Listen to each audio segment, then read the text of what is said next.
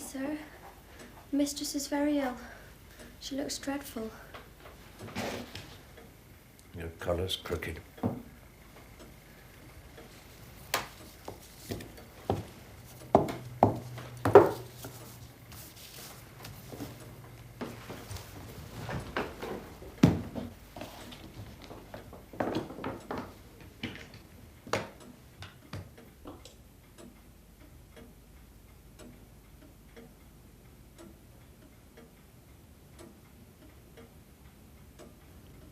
The verses came. It was quite natural.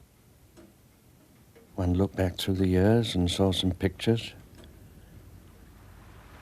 Well, a loss like that makes one's old brain vocal. Emma Hardy died in 1912. In his mind, the old writer turned back to the early times and their first meeting. It had been a Cornish romance, and yet there was a twist to the story, some pain that could scarcely be faced, even in his poems. He inscribed her wreath, "From her lonely husband with the old affection."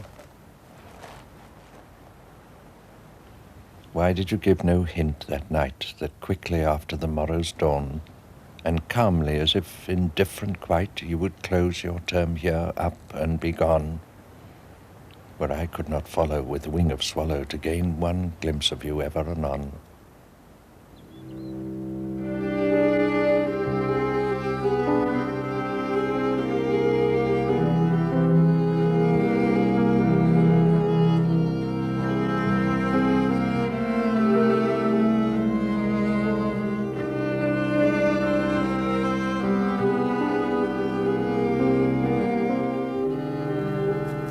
When Hardy himself died in 1928, his second wife, Florence, with Hardy's approval, burned many of the papers connected with his early life.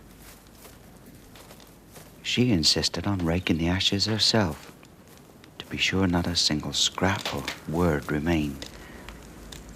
It was a devil of a clear out. The world will never know what went up in flames that bonfire day. In earlier bonfires, he destroyed details of his working-class origins and evidence of early loves. He was always careful to cover his tracks, but his deepest feelings, especially those connected with women, break through in the poems. He was a very shy man, shyer than any woman I've ever met. Many Dorchester folk didn't think much of him. They had the idea that he didn't treat his first wife right.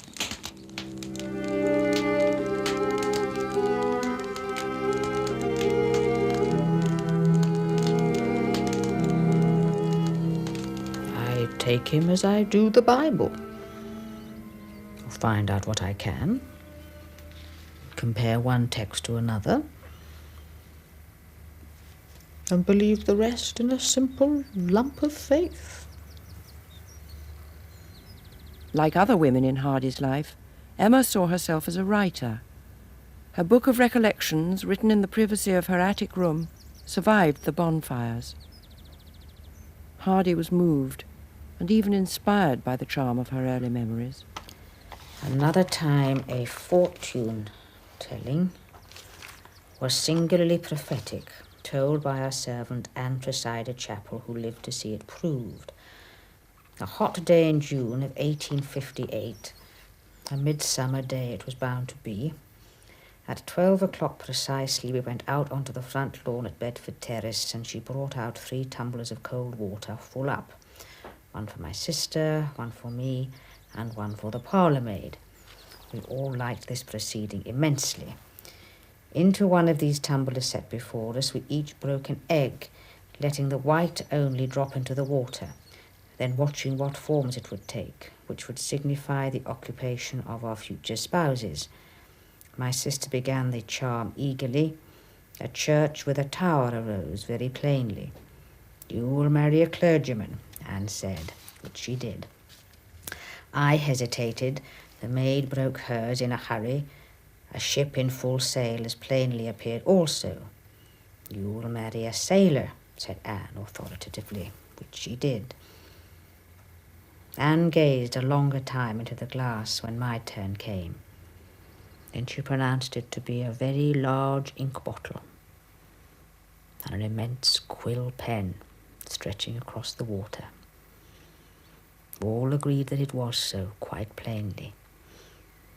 Anne said firmly, "You will marry a writer." And so I did. Now, how did those eggs reveal it all? A most mysterious matter, that.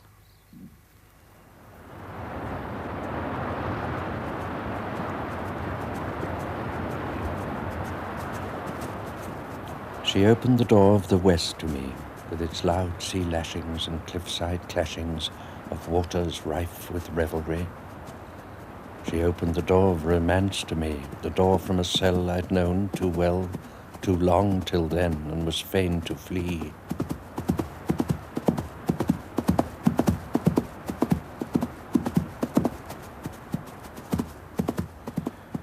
She opens the door of the past to me, its magic lights, its heavenly heights, when forward little is to see.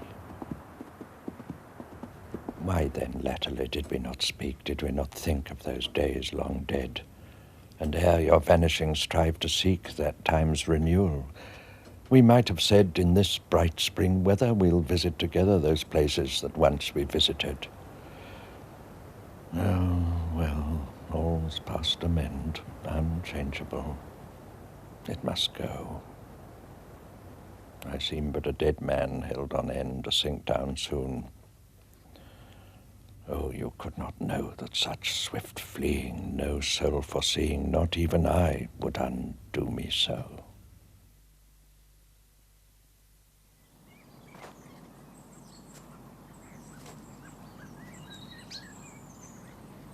A mile or so from Hardy's house outside Dorchester is the cottage where he was born.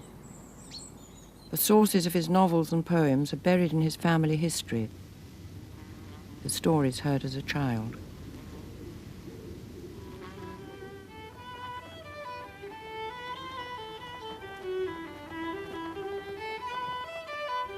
I have no philosophy, merely what I've often explained to be only a confused heap of emotions, like those of a bewildered child at a conjuring show. Hardy used to accompany his father on the violin, and it was probably while playing at country dances that he saw and remembered the succession of village beauties that haunted him all his life, and the rhythms of the country tunes later found their way into his poems.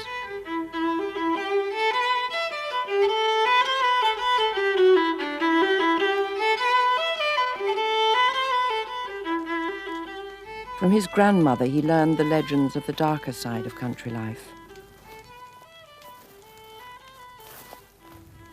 She said she had often heard the gibbet creaking as it swayed in the lightning flash, had caught from the neighbouring town a small child shrieking at the cart tail under the lash. With cap-framed face and long gaze into the embers, we seated around her knees. She would dwell on such dead themes, not as one who remembers, but rather as one who sees.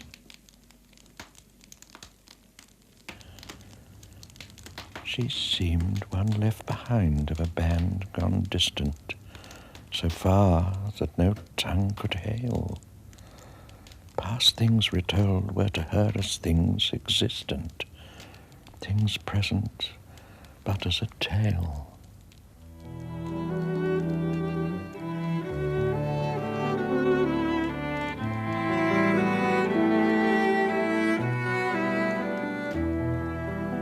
Hardy was very susceptible to women, and yet from earliest childhood he hated to be touched. A child till I was 16, a youth till I was 25, a young man till I was 40 or 50.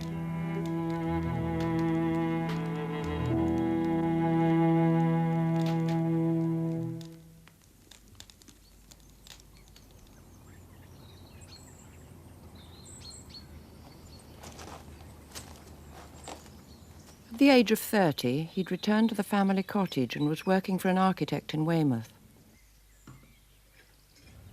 Few things will take away a man's confidence in an impulsive scheme more than being called up by candlelight on a chilly morning.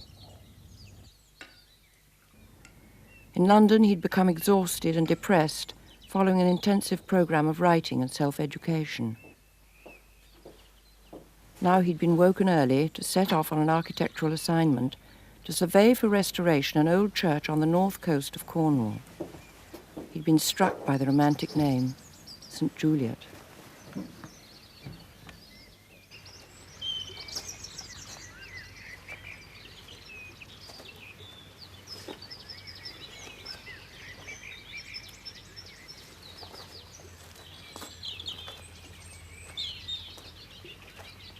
Hardy's formidable mother Jemima was the driving force behind the family.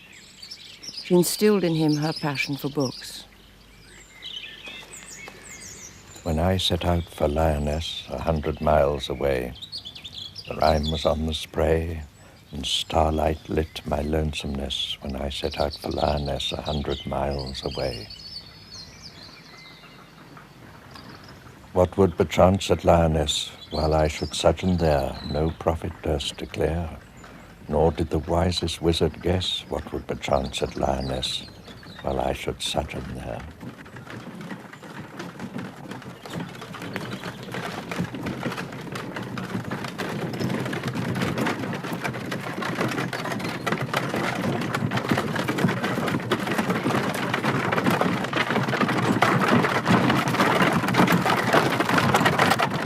There had been earlier attachments in Hardy's life.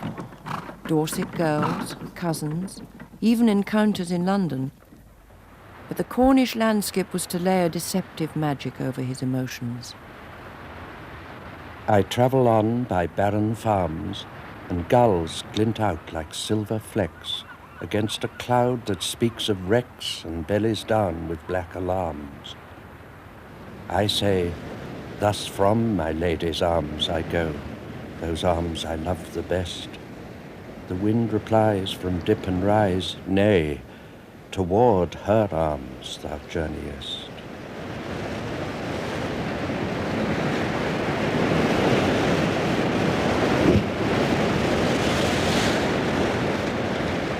Often, when he tried in old age to conjure up Emma, Hardy would write poems in her voice, as if she was speaking to him. On that grey night of mournful drone, apart from aught to hear, to see, I dreamt not that from shires unknown, in gloom alone by Holworthy, a man was drawing near to me. I thought of nobody, not of one, but only of trifles, legends, ghosts. Though on the moorland dim and dun, the travellers shun about these coasts, the man had passed, 'twas bad at posts.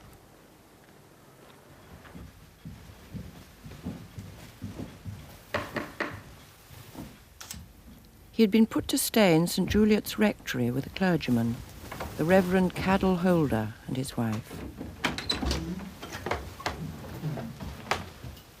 Mr. Hardy? Yes. Mrs. Holder. Oh, no. No, I'm Mrs. Holder's sister. She'll be down presently. Mr. Holder is unwell. I hope it is not serious. Oh, no, a mild attack of gout. I'm sure it will soon pass. Oh, please, allow me. In later years, Emma and Hardy were to look back sadly on that first meeting and the illusions they had about each other. Each thought they had found in the other the cure for a lack in their own life.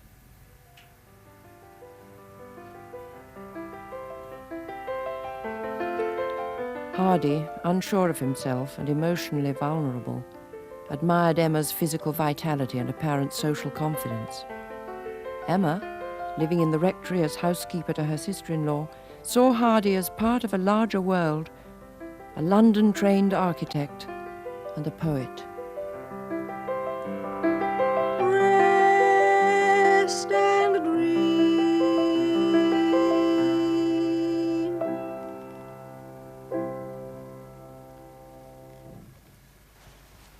Bravo.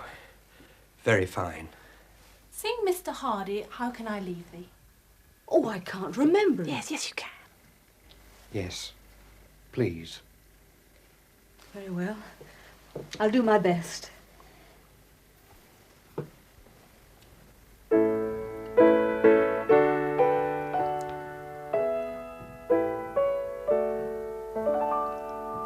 How can I leave thee while I do love thee so?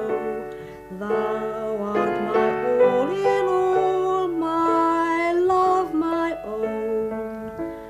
Thou Every woman hast who been makes a so permanent impression on a man so is usually recalled to his mind's eye as she appeared in one particular scene, which seems to be ordained to be her special form of manifestation throughout the pages of his memory. There is a floweret called the forget-me-not. Wear this flower near thy heart ever for me. Should hope and flower die, still sweetly blessed am I. Faith in each other's love, shall I see your face again? I have seen her in gowns the brightest of azure, green and red, and in the simplest, whitest muslin from heel to head. I've watched her walking, riding, shade-flecked by a leafy tree, or in fixed thought abiding by the foam-fingered sea. But in my memoried passion forevermore stands she in the gown of fading fashion she wore that night when we, doomed long to part, assembled in the snug small room. Yea, when she sang with lips that trembled, shall I see his face again?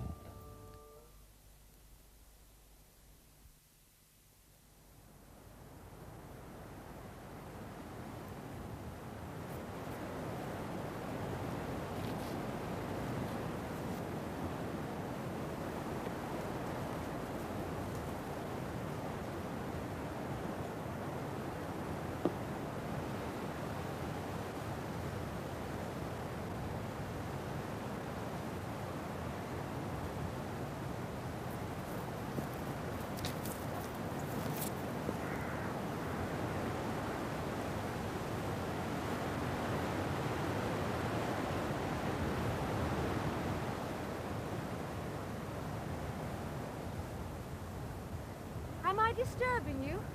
Ah, Miss Gifford. Well, you said you'd be finished by 12 o'clock.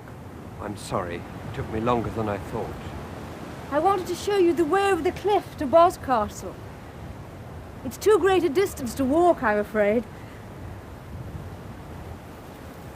You've never seen me on horseback, have you?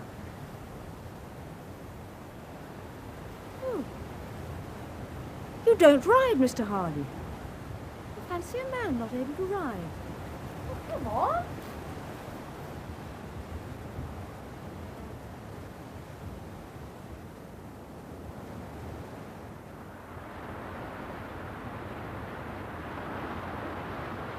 I rode my pretty mare, Fanny, and he walked by my side.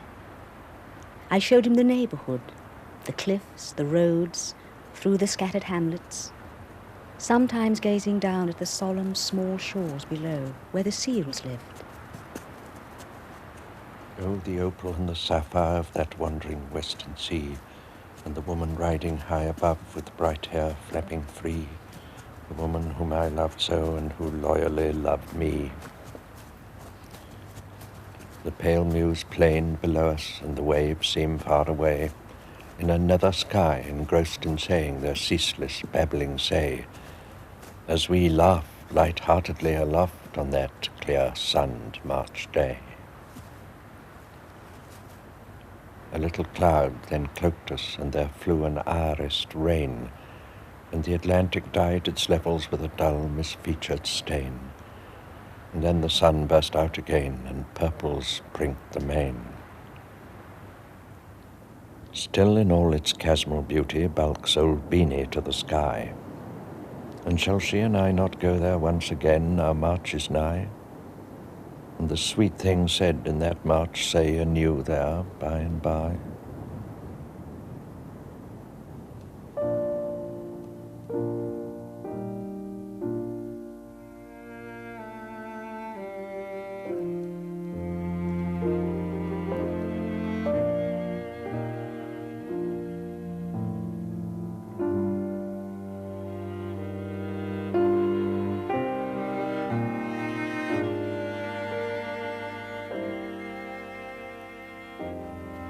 Woman much missed, how you called to me, saying that now you were not as you were, when you had changed from the one who was all to me, but as at first, when our day was fair.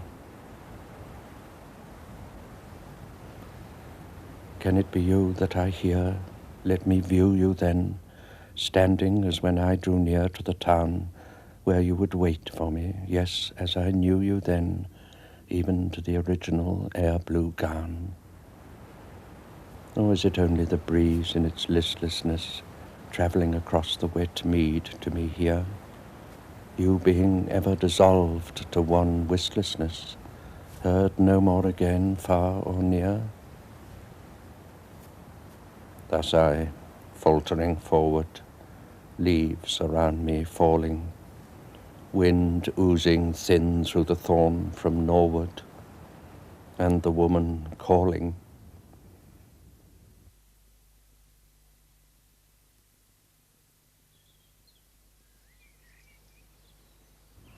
We sketched and talked of books. We grew much interested in each other, and I found him a perfectly new subject to study. And he found a mine in me, he said. He was quite unlike any other person who came to see us, for they were slow of speech and ideas.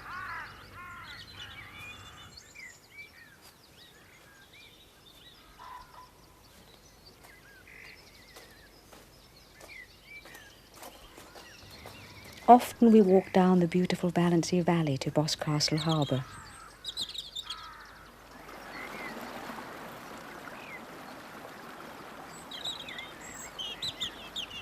And we placed our basket of fruit and wine by the runlet's rim where we sat to dine. And when we had drunk from the glass together, arched by the oak copse from the weather, I held the vessel to rinse in the fall, where it slipped and sank and was past recall. Though we stooped and we plumbed the little abyss with long bared arms, there the glass still is.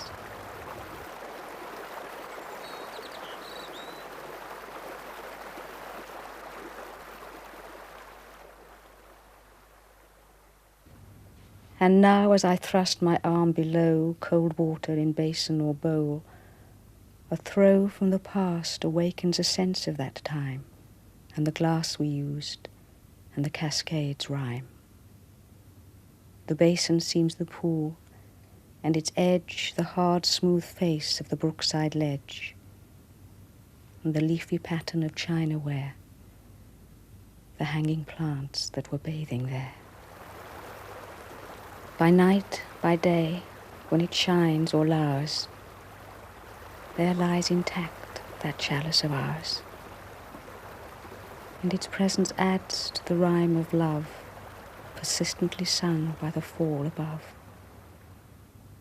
No lip has touched it since his and mine, in turns therefrom, sipped lovers' wine.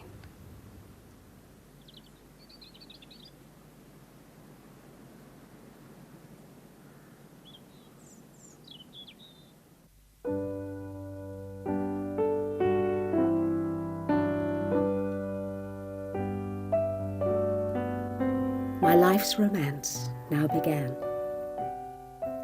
I had taken sedately the openly expressed admiration of the parson's sister-in-law by the neighbours of the parish, and had kept myself free until the one intended for me arrived. Then you don't think my life here is very tame and dull? Indeed, I do not. It seems to me delightfully poetical and sparkling and fresh. Well, men of another kind, when I can get them to be honest enough to own the truth, think just the reverse. That my life here is a dreadful bore in its normal state. Though pleasant enough for the occasional few days they pass here. I think I could stay here always. But you can't stay here always.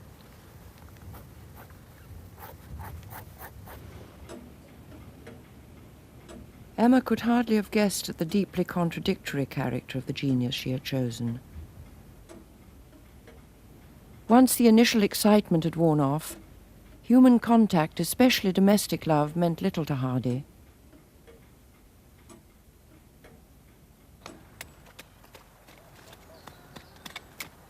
He was a man who rarely laughed.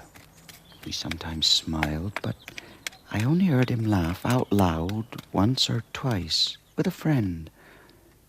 What made him laugh, I don't know, because he was not a man who often indulged in a joke.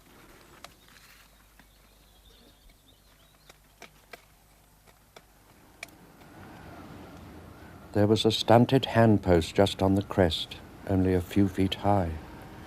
She was tired, and we stopped in the twilight time for her rest at the crossways close thereby.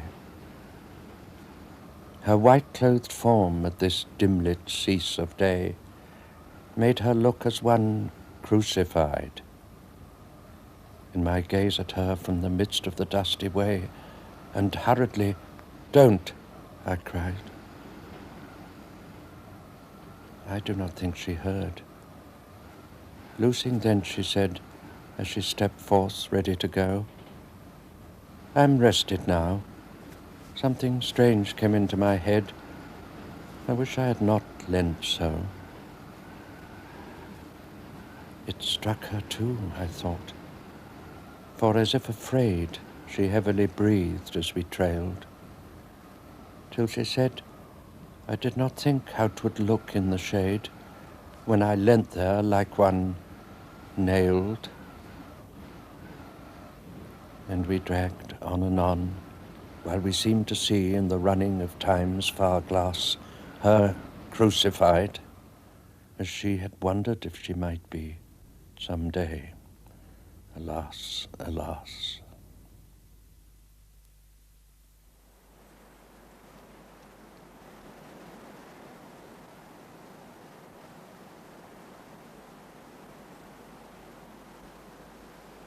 The hour itself was a ghost, and it seemed to me then as of chances the chance furthermost should see her again.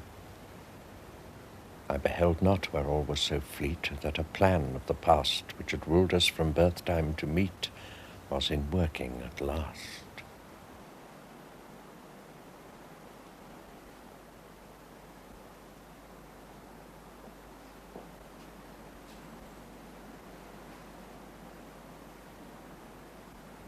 Over the next 3 years, there were further visits to the rectory.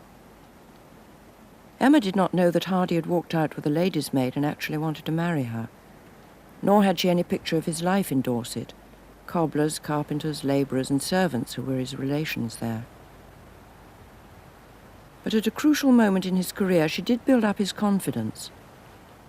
So far, his poems and one novel had been rejected by London publishers.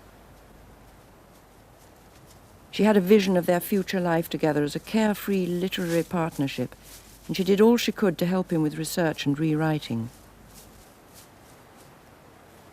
It was Emma who encouraged him to give up architecture and become a full-time writer.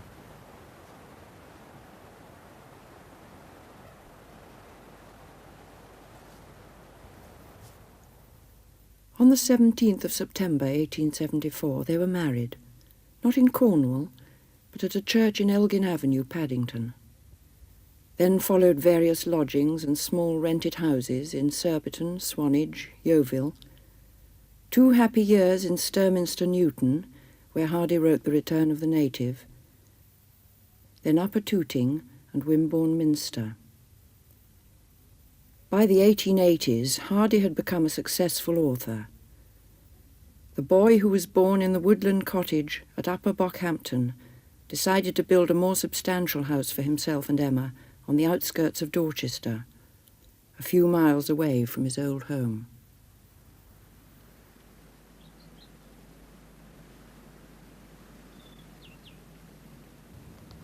I mean to build a hall anon, and shape 2 turrets there, and a broad newelled stair, and a cool well for crystal water. Yes, I will build a hall anon, plant roses love shall feed upon, and apple trees and pear.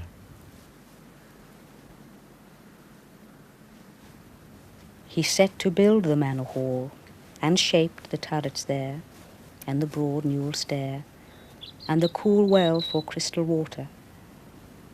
He built for me that manor hall, and planted many trees withal, but no rose anywhere.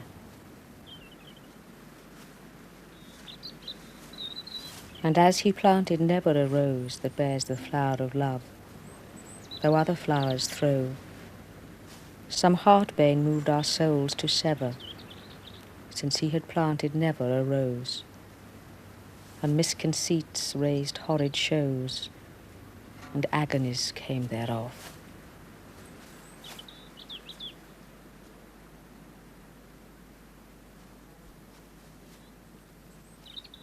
What had begun as a happy marriage had gradually deteriorated into a silent estrangement. There had been shared interests, country life and folklore, campaigns for the protection of animals. But they were not enough, and there were no children to enliven the atmosphere. The romance in North Cornwall seemed far away.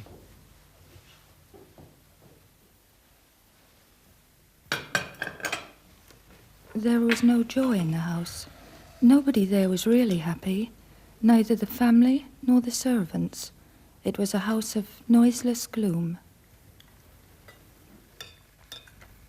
In the early days, Emma had prided herself on helping Hardy with his manuscripts and research, but she had not helped him in the writing and rewriting of his last novel, Jude the Obscure. And as a devout churchwoman, she joined the popular outcry against the novel. Jude the Obscene it was once called, and Judites she called his smart lady friends. Meanwhile, Hardy was taken up by the London literary world, and his wife was not. He spent more and more time in the company of ladies who aspired to write themselves, and liked to ask Hardy for advice about their work.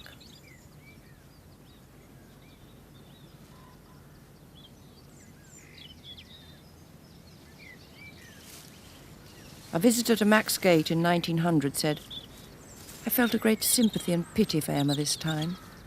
It is pathetic to see her struggling against her woes. She asserts herself as much as possible and is a great bore, but at the same time is so kind and good-hearted, and one cannot help realizing what she must have been to her husband. She told me that she had a fresh complexion and was nicknamed the Peony. Now imagine, to this full-blown young girl coming an ill-grown, undersized young architect. I don't wonder she resents being slighted by everyone, now that her ugly duckling has grown into such a charming swan. It is so silly of her, though, isn't it, not to rejoice in the privilege of being wife to so great a man."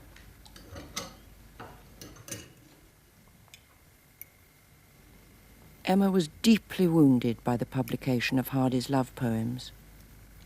His susceptibility to women throughout his life was plain for all to see. Emma, confused and humiliated, never forgave him.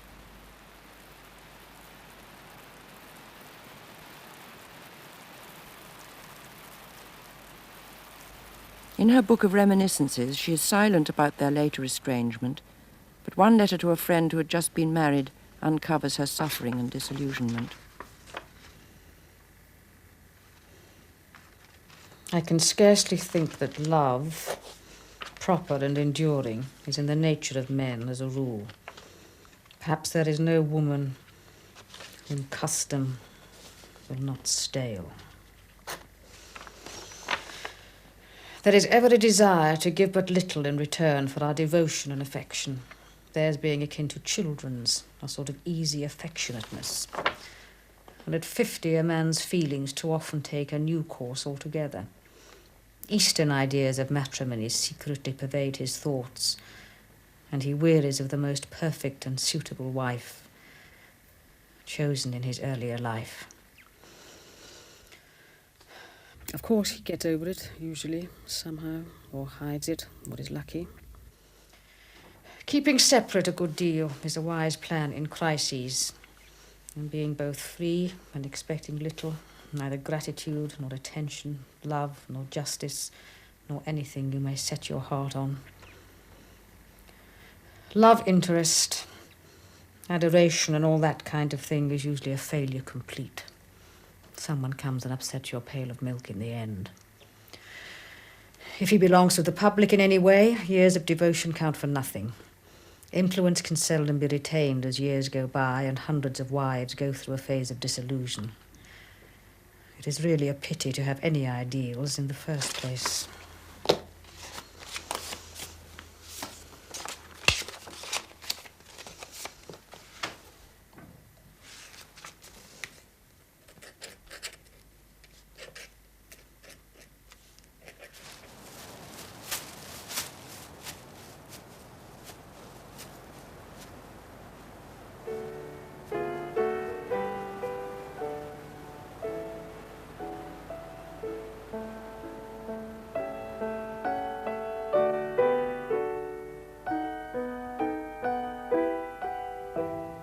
I play my sweet old airs, the airs he knew when our love was true. But he does not balk his determined walk and passes up the stairs.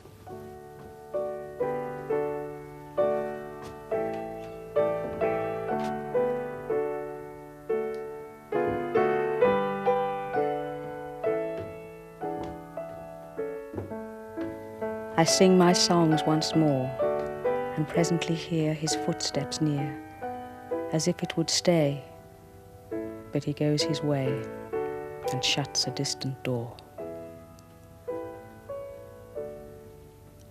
So I wait for another morn and another night in this soul-sick blight, and I wonder much as I sit why such a woman as I was born.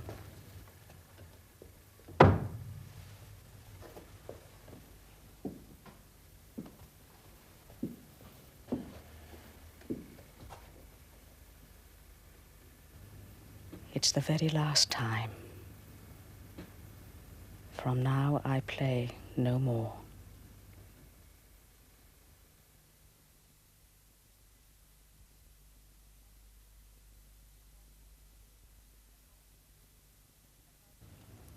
The house is bleak and cold, built so new for me.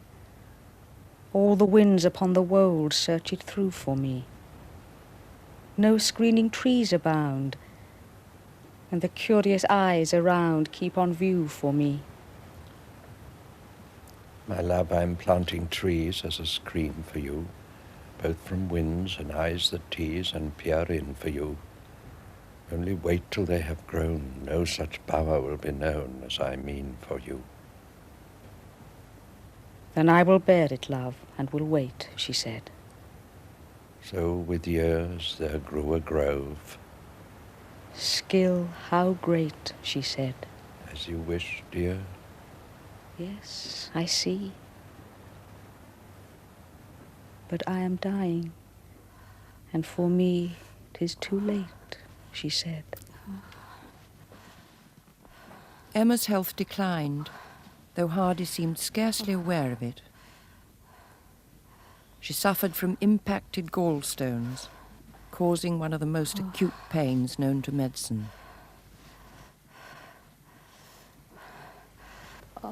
In 1911, a girl, Dolly Gale, was hired by the Hardys as Emma's personal maid. Mrs. Hardy permanently suffered from a pain in her back and constantly asked me to pat her back to give her relief. There was always a fire burning in Mrs. Hardy's bedroom on the attic floor. That was where she lived and had her meals, only coming downstairs in the evenings for dinner. She and her husband had been separated for some time, but for appearance's sake, still lived in the same house. She or I were always building up or reducing the fire. It was either too cold or too hot in the room. It was difficult, if not impossible, to get just the right temperature that would ease her suffering.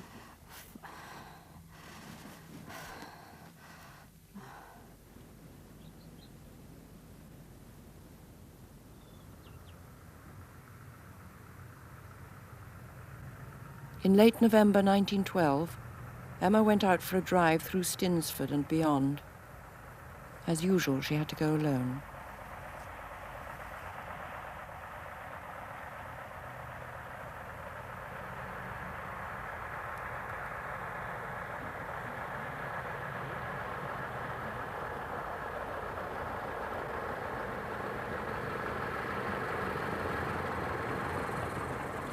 Here by the moorway you returned and saw the borough lights ahead that lit your face, all undiscerned to be in a week the face of the dead. And you told of the charm of that haloed view that never again would beam on you.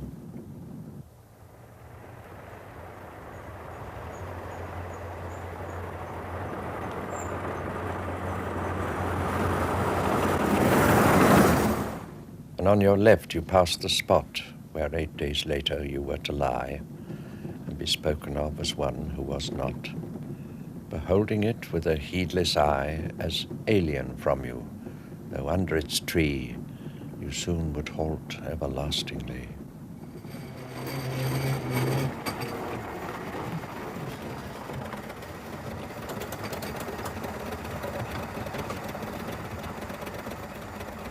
I drove not with you, yet had I sat at your side that eve, I should not have seen that the countenance I was glancing at had a last time look in the flickering sheen, nor have read the writing upon your face. I go hence soon to my resting place.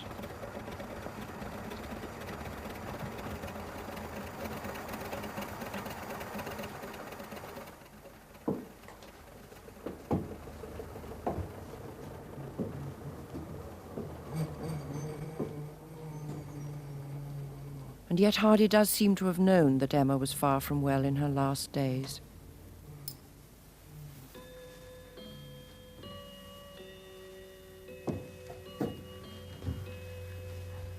Thank you, Dolly. I can manage.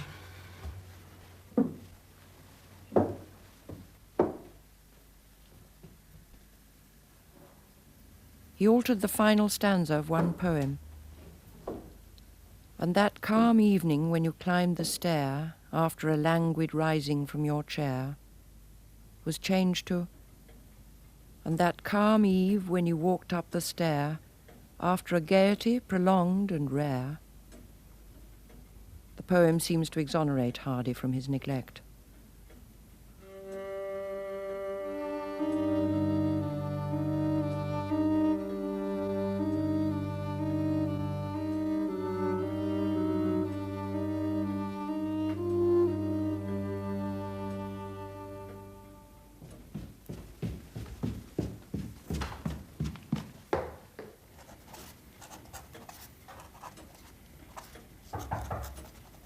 Come in. Please, sir. Mistress is very ill. She looks dreadful. Your collar's crooked.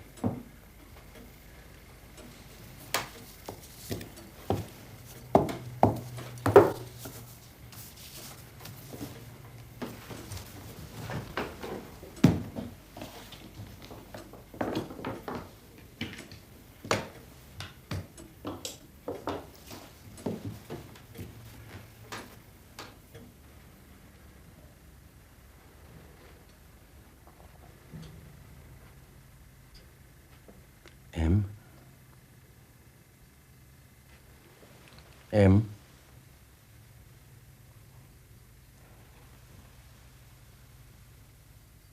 Don't you know me? It's Tom.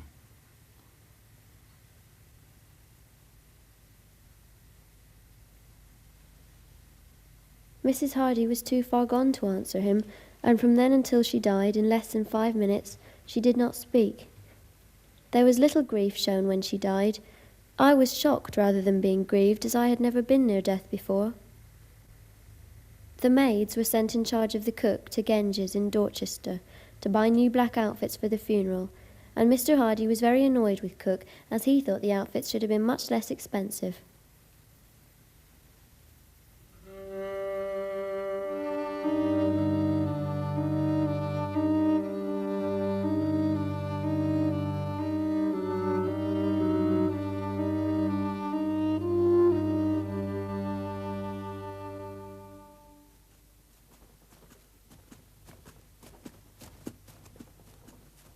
I found her out there on a slope few see that falls westwardly to the salt-edged air, where the ocean breaks on the purple strand and the hurricane shakes the solid land.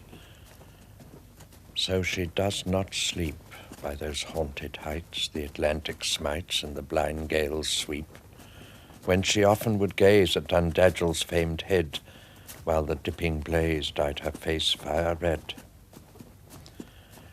and would sigh at the tale of sunk lioness, as a wind-tugged tress flapped her cheek like a flail, or listen at whiles with a thought-bound brow to the murmuring miles she is far from now.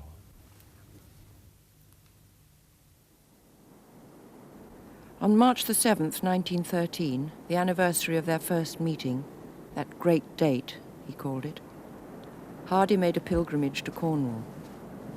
He had never taken Emma to revisit the scenes of her youth. Now he could think of little else.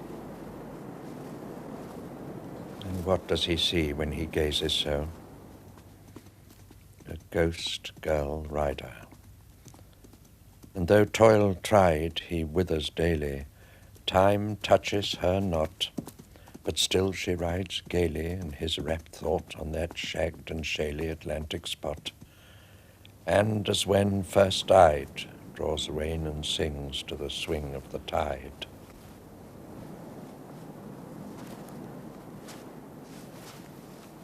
He does not think that I haunt here nightly.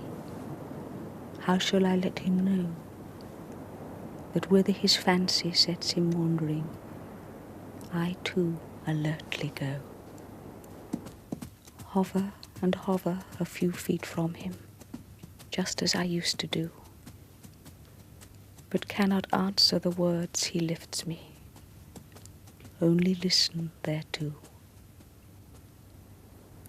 When I could answer, he did not say them. When I could let him know how I would like to join in his journeys, seldom he wished to go. Now that he goes and wants me with him more than he used to do, never he sees my faithful phantom, though he speaks thereto.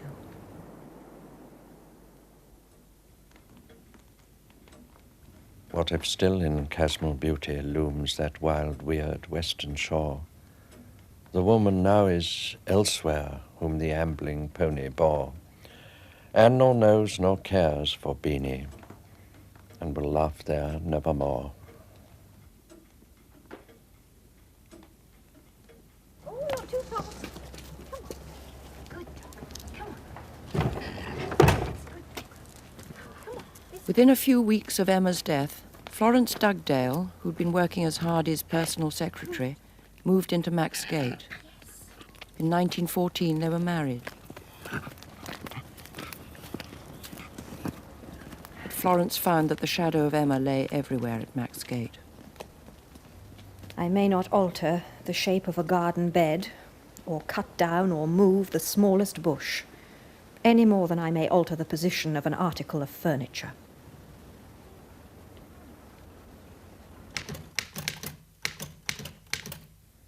Hardy's official biography was published under Florence's name, but it was Hardy who had dictated it to her, burning original letters and papers as they went along. Hardy was to make Florence suffer the pangs of jealousy, just as he had with Emma. An astonishing flow of love poems, all recalling Emma, poured from him. What a revenge. I expect the idea of the general reader will be that Hardy's second marriage is a most unfortunate one, and that his sole wish is to find refuge in the grave with her with whom alone he found happiness. Well, everything has an end.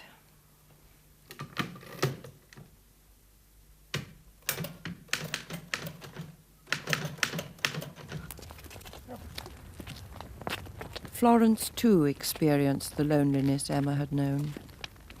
When Wessex, the fierce little dog she introduced to the household, died, she wrote, Of course, he was merely a dog, and not a good dog always.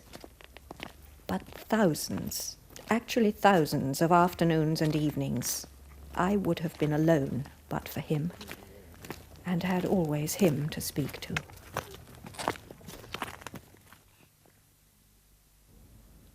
All who knew Hardy in his later years were aware that he constructed a pure fairy tale of that youthful time in Cornwall, and that it took only a word from a friend or a sight of a familiar scene to set him off, retracing, reclothing, reliving the happy events of his dream.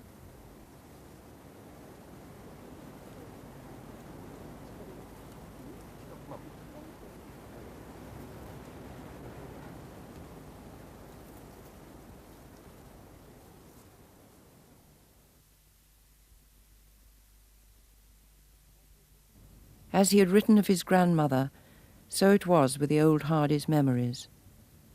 Past things retold were to him as things existent, things present, but as a tale. And for all his temporary attractions to living women, the most moving symbol to him was a woman in death. Summer gave us sweets, but autumn wrought division. Things were not lastly as firstly well with us twain, you tell. But all's closed now, despite time's derision.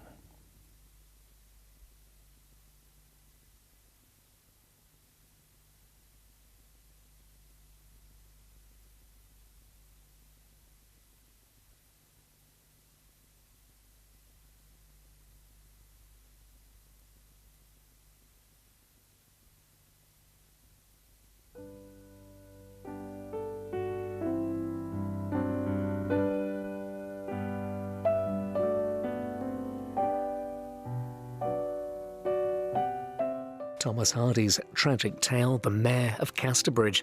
Listen to a dramatisation on BBC Sounds.